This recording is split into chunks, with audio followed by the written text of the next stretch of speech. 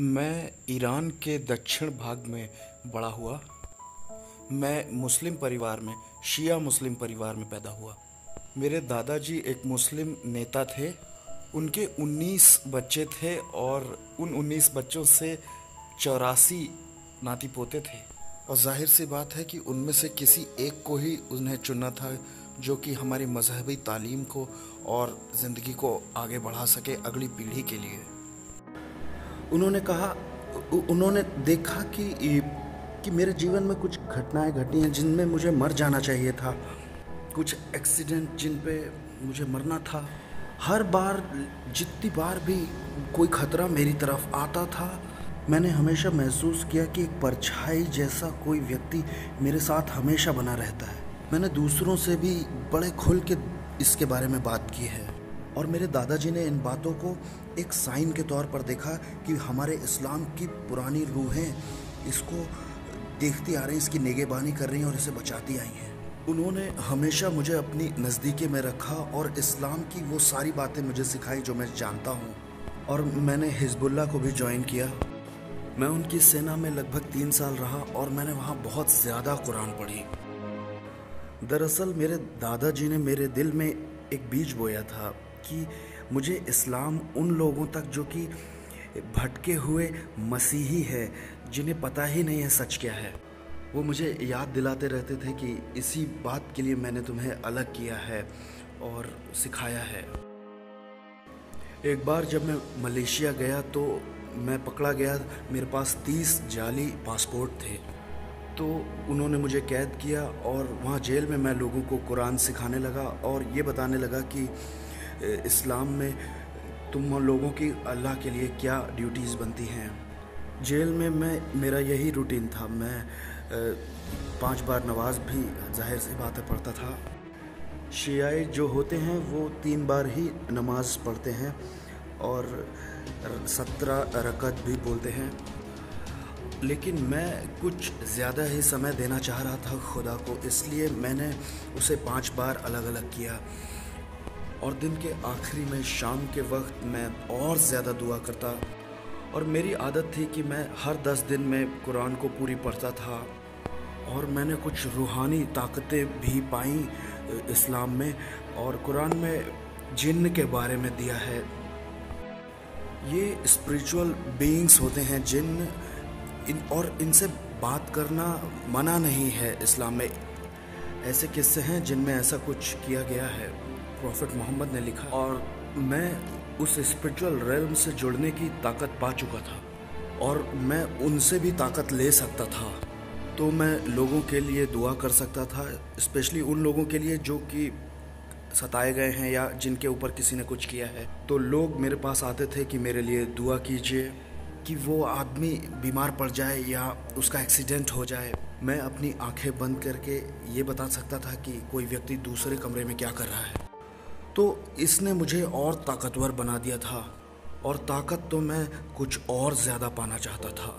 इसलिए मैंने और ज़्यादा समय कुरान में देना शुरू कर दिया। और एक रात मैं ऐसा ही कर रहा था। मैं बस कुरान की आयतों को मेडिटेट कर रहा था और वहाँ कुछ ऐसे शब्द मिले जो कई बार लिखे हुए हैं, कई बार लिखे हैं। उनका कोई मतलब नहीं है, वो कुरान के गहरे राज हैं। और जब मैं उन आयतों के बारे में बैठकर सोच रहा था, एक स्पिरिट उस कमरे में आ गई।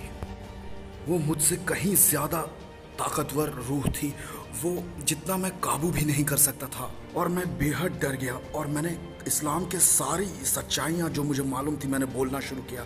मैंने अल्लाह के नाम लेना शुरू किया और कहा कि जाओ यहाँ से, जैसे सेटन आई रिब्यूक यू, इस तरह की बात। और मैंने उन सब बातों का इस्तेमाल किया, लेकिन कुछ भी काम नहीं कर रहा था। और मुझे ऐसा लगा जैसे मेरा गला घोटा जा रहा है, मेरे अंदर से जान बाहर निकाली जा रही है। और मुझे ऐसा लग रहा था कि जैसे मैं उस जेल में मर रहा हूँ।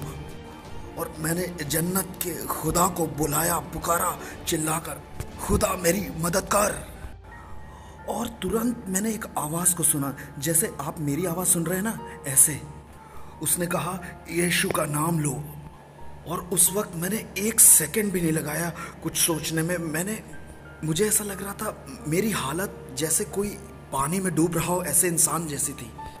एक आदमी जो पानी में डूब रहा हो, उसे रस्सी दिखाई दे, वो कभी नहीं सोचेगा कि रस्सी किस रंग की है, वो बस उसे पकड़ लेता है। और मैंने भी ऐसा ही किया। मैंने कहा, यीशु अगर आप सच हैं तो मुझे अपने आप को दिखाइए। और आज के दिन तक भी मुझे कोई आइडिया नहीं है कि मैंने ऐसे क्यों कहा। मैं पीछे जाकर सोचता हूँ, मैंने ये शब्द क्यों बोले। मैं ये भी तो कह सकता था, यीशु मेरी मदद करिए। मैं नहीं जानता मैंने ऐसे क्यों बोला, लेकिन मैंने ऐसे ही बोला। और मैं ये लाइन ख़त्म कर पाता उससे पहले ही सब कुछ पहले जैसा हो गया। और वो मेरा कन्वर्जन नहीं था, ये मेरे कन्फ्यूजन की शुरुआत थी। यीशु किसी मुसलमान की मदद क्यों करेंगे? मैंने अपनी ताकत भर सब कुछ किया वो जो मैं कर सकता था एक अच्छा मुस्लिम बनने के लिए। मैंने अपने आप को अल्लाह की राह में कुर्बान होने के लिए भी, शहीद होने के लिए भी दे दिया था। मैं माइंस पर चलने के लिए तैयार किया गया था। गवर्नमेंट ऑफ ईरान भी ऐसे लोगों को लेती है जो कि खुदा की, अल्लाह की राह में अपने आप को कुर्बान करना चाहते हों। और ऐसा कुरान में भी दिया है। मेरे पास सरकार की मोहर थी अपने ऊपर। काफिरों को फांसी देने के उनके उस प्रोग्राम में भी मैंने कई बार हिस्से लिए हैं। जो मैं जानता था कि एक अच्छा मुसलमान बनने के लिए ज़रूरी है, मैंने वो सब किया था, जिससे अल्लाह को दूसरे लोग भी जाने। लेकिन मैं कहीं ना कहीं जानता था कि कुछ ना कुछ गलत कर रहा हूँ। ये इसलिए नहीं था कि मैं कुरान पर किसी तरह का शक करता था। मैंने तो कभी भी इस्लाम पर कोई शक नहीं किया। मैंने पूरा एहतिकाद रखा, लेकिन फिर भी पता नहीं वो क्या था। मैंने पूरी कोशिश की उसे भूलने की, लेकिन एक वो सवाल कि यीशु मसीह क्यों एक मुसलमान की मदद करेंगे, मेरे पास बार बार आता रहा। मैं तो मोहम्मद पर यकीन करता था, वो ही आखिरी नबी है, मैं ऐसा मानता था। मेरी नज़र में मेरा धर्म सबसे परफेक्ट था। यीशु को मेरी मदद के लिए क्यों आना पड़ा? और उन दिनों 2 हफ्ते तक मैं बहुत ज़्यादा कंफ्यूज रहा।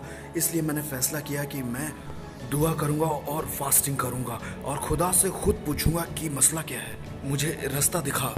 कुरान में कुछ बातें हैं, कुछ ऐसी आयतें हैं जो ये कहती हैं कि अल्लाह के कई रास्ते हैं, उसके कई तरीके हैं। पहाड़ के किस हिस्से से तुम चढ़ते हो इससे फ़र्क नहीं पड़ता, लेकिन तुम्हें एक ही चोटी तक पहुंचना है।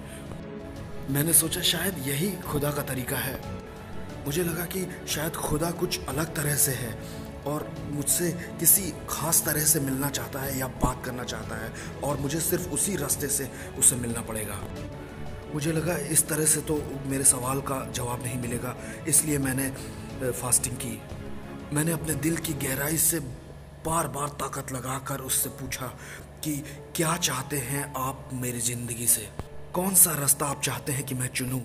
2 हफ्तों तक मैं एक ही जगह पर बैठा रहा और मैंने जितना जग सकता था उतना ज़्यादा दुआ की, और मैं उपवास भी कर रहा था। और जितना ज़्यादा जग सकता था मैं उसी जगह पर सो जाता और फिर उठ जाता और फिर दुआ करता, बार बार दुआ करता और बार बार पूछ रहा था कि कौन सा रास्ता आप चाहते हैं, और मुझे कोई जवाब नहीं आ रहा था। मैं बहुत ज़्यादा फ्रस्ट्रेशन से भर गया था कि भूलो इन सब को, बंद करो ये सब। मुझे लग रहा था कि मुझे नहीं लगता कि अब मैं खुदा को पा सकता हूँ या कोई रास्ता होगा। वहाँ तक मुझे लगा कि शायद खुदा है ही नहीं। मैं अपनी ज़िंदगी से डर गया था कि मैंने सब कुछ किया जो खुदा को खुश करने के लिए, लेकिन वो मुझे कंफ्यूज कर रहा है। और वो जो सब जानने की ताकत रखता है, उसे पता होना चाहिए कि मैं उससे मोहब्बत करता हूँ। और क्या फ़र्क पड़ता है कि मैं उसे किस नाम से बुलाता हूँ, मैं दिल में तो उसी से मोहब्बत करता हूँ ना। और अगर उसे फ़र्क पड़ता है तो मैंने उसे 2 हफ्ते तक पुकारा है, उसे बताना चाहिए, लेकिन कुछ नहीं हुआ। मैंने सोचा अब मैं अपने हिसाब से चलूँगा, अपनी ज़िंदगी अपने रास्ते लूँगा। अब मैं वो करूँगा जिससे मुझे खुशी मिलेगी। जब मैं ये सब सोच रहा था, उसी वक्त खुदा की सामर्थ मेरे कमरे में बाहर गई। क्या आप जानते हैं कि कुरान में सबसे बड़ा गुनाह क्या समझा जाता है, जिसकी कोई माफ़ी नहीं है, कि आप खुदा पर शक करें। शक करना उसकी बातों पर, उसकी टीचिंग्स पर। और मैं मानता हूँ कि मैंने ऐसा किया था। कुरान सिखाने वाले हमेशा आपसे कहेंगे कि खुदा खुद कभी किसी से मिलने नहीं आता, किसी इंसान से नहीं। और मैं डर रहा था कि मैंने वो गुनाह कर दिया है इस्लाम के हिसाब से, जो कि माफ़ नहीं किया जाएगा। खुदा की हुजूरी उस कमरे में थी और मैं इस बात से रूबरू हुआ कि वो कितना पाक है। ये जो कुछ हो रहा था सब एक साथ चल रहा था और मैं उसकी पवित्रता से रूबरू हुआ और एकदम से मुझे पाप का बहुत सारा बोझ मुझ पर मालूम हुआ। मैं जानता था, बस मुझे पता था कि वो जस्ट है, इसलिए वो मुझे मार भी सकता है, वो मुझे धरती पर से मिटा भी सकता है। और मैं तो एक गुनाह से भरा हुआ इंसान हूँ। मैं बिल्कुल चुप था क्योंकि मुझे लग रहा था कि मैं मर जाऊंगा। मेरे पास कोई दूसरा मौका नहीं है और वो इतना होली है, इतना पाक है, और मैं बुराई से भरा हुआ एक इंसान। मैं उस कमरे के कोने में भागा और मैंने अपने हाथों से अपना चेहरा छुपा लिया और मैं चिल्लाया, खुदा मुझे माफ़ कर, खुदा मुझे माफ़ कर। मैं बोलता जा रहा था, मुझे माफ़ कर, मुझे माफ़ कर, मुझे माफ़ कर, मुझे माफ़ कर। और जब मैं रो रहा था बुरी तरह से, तो एक हाथ आया जिसने मुझे कंधे पर छुआ और कहा, मैंने तुम्हें माफ़ किया। और जैसे ही वो इंसानी हाथ मुझ पर रखा गया, मुझे एकदम से तुरंत पता चल गया कि मैं फिजिकली माफ़ कर दिया गया हूँ। और मैं कुछ समझ नहीं पाया। मैंने कहा, एक मिनट रुको। मैंने कहा, बिस्मिल्लाहिर्रहमानिर्रहीम, मतलब खुदा जो दयालु है, रहम करता है, लेकिन हम नहीं जानते कि हम उस जजमेंट डे से पहले कभी भी माफ़ किए जाएंगे। इसलिए कुरान में ऐसी कोई भी आयत नहीं है कि मोहम्मद जन्नत में है। उसे भी इंतज़ार करना है हम सब की तरह ही उस दिन का, उस क़ियामत के दिन का, द डे ऑफ रिजरेक्शन। और उस दिन हम सब का न्याय होगा। तो ये कौन सा खुदा है जो मुझसे कहता है कि मैं तुम्हें माफ़ करता हूँ और मुझे आज भी माफ़ किया हुआ महसूस होता है। और मैंने उनसे पूछा, आप कौन हैं? आपने कहा, मैं तुम्हें माफ़ करता हूँ और मुझे माफ़ किया जैसा हुआ महसूस हो रहा है। फिर उसने कहा कि मार्ग, सत्य और जीवन मैं ही हूँ। जब मैंने उन शब्दों को सुना तो मैं जानता था कि ये निहायत ही ज़रूरी शब्द हैं, लेकिन मुझे बिल्कुल नहीं मालूम था कि इन शब्दों का मतलब क्या है। मुझे अभी तक समझ में नहीं आता ये खुदा कौन है। इसलिए मैंने पूछा कि आपका नाम क्या है? यीशु मसीह, जिंदा खुदा, उन्होंने जवाब दिया। और जैसे ही उन्होंने वो शब्द बोले, मुझे ऐसा लगा जैसे मेरी हड्डी हड्डी बाहर आ गई है और मैं मुंह के बल उनके पैरों पर गिर पड़ा। मैं बहुत बुरी तरह से रो रहा था खुदा की हुजूरी में। मैं बस रोता रहा। 18 साल बीत गए इस बात को, लेकिन आज भी वो बातें बिल्कुल ताज़ा हैं। मैं भूल नहीं सकता जो प्यार, जो दया, रहम उसने मुझ पर दिखाया।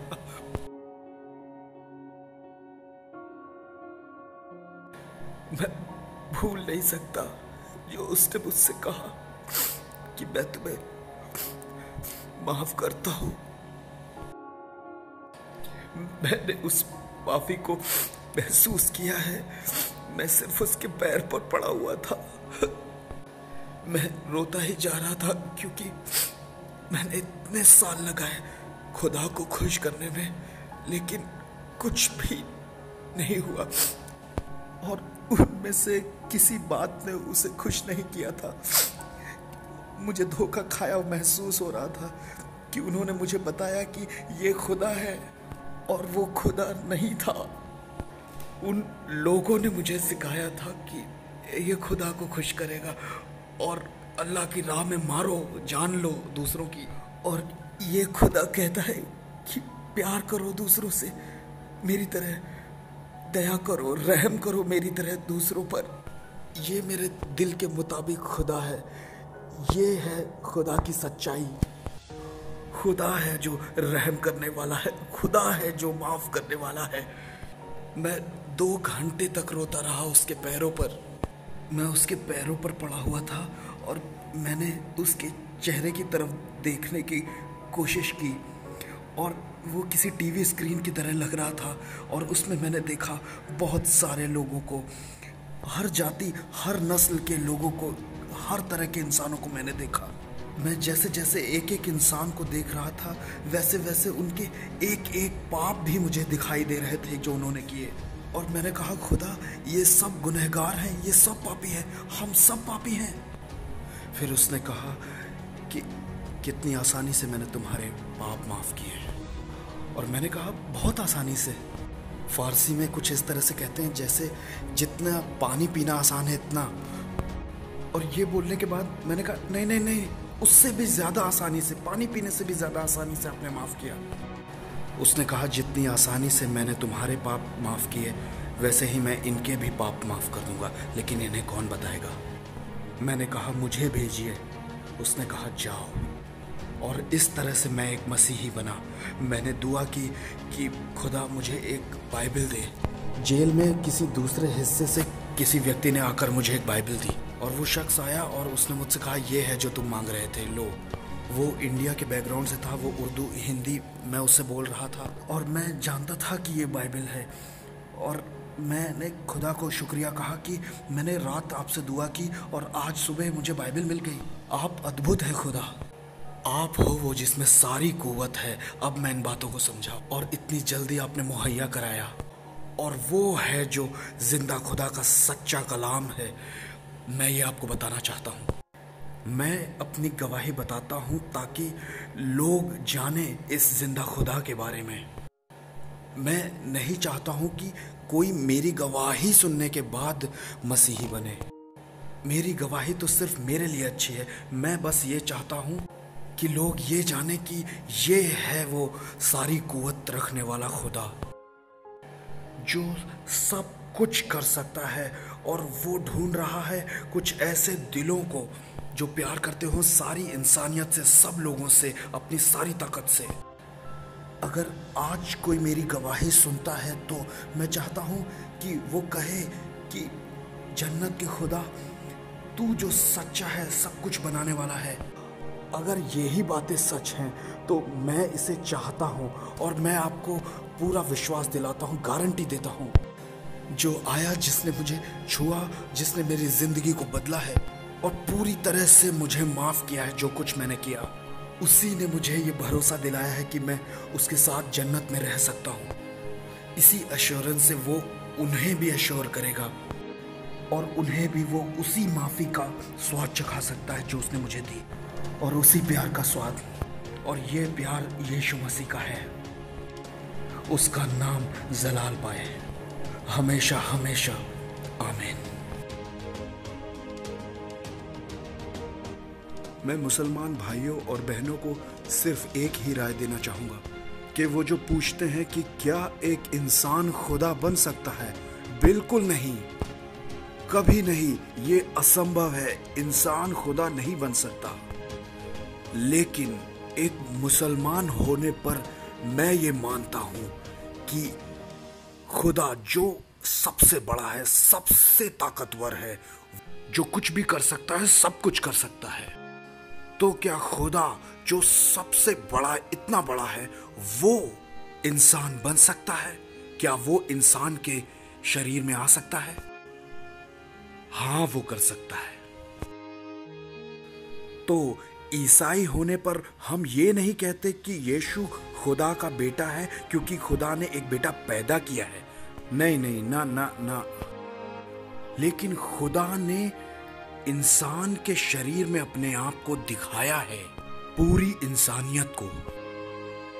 मैं चुनौती देता हूं किसी को भी कि अगर वो पूछे यीशु मसीह को दिल से, अपने सही दिल से, और खुदा जानता है हम खुदा को टेस्ट नहीं कर सकते, हम खुदा से कोई सवाल नहीं कर सकते, लेकिन हम खुदा से पूछ सकते हैं पूरी तरह से एक हलीम इंसान बनकर, ये कहते हुए कि खुदा, सबसे बड़े खुदा, मेरे परिवार का कोई सदस्य बीमार है जिसे चंगाई की सचमुच बड़ी ज़रूरत है। मेरे पास सवाल है, मेरा दिल टूटा हुआ है, मैं चिंताओं से, डिप्रेशन से भरा हुआ हूँ और कोई डॉक्टर मेरी मदद नहीं कर सकता। मेरे पास कोई उम्मीद नहीं है। मुझे ऐसा लगता है जैसे मेरे पास सुकून नहीं है। अगर आप ऐसे पूछते हैं कि यीशु में कोई उम्मीद है, क्या यीशु में मुझे चंगाई मिल सकती है, क्या मेरे परिवार के सदस्य को चंगाई मिल सकती है, मुझे किसी तरह से उस डिप्रेशन से निजात मिल सकती है, यीशु के नाम से मांगिए, आपको मिलेगा, क्योंकि वो ही खुदा है। आप खुद जांचो और आप पाओगे, और ये है जो खुदा है।